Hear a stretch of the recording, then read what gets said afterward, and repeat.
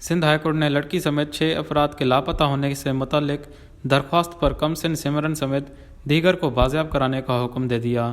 لڑکی کی بازیابی کے لیے پیش رفت نہ ہونے پر عدالت نے اظہار برہمی کیا۔ لڑکی کے عدم بازیابی پر بوڑھی والدہ کمرہ عدالت میں روتی رہی۔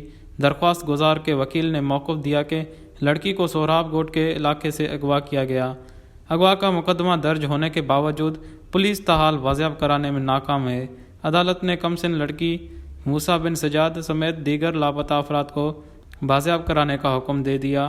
عدالت نے محمد وقاص اور علی رشید کی بازیابی کی درخواست عدم پیروی پر مسترد کر دی۔ دونوں شہری بغدادی اور پیرآباد کے علاقے سے لاپتہ ہو گئے تھے۔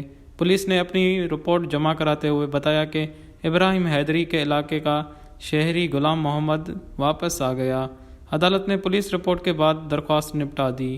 وش نیوز کراچی۔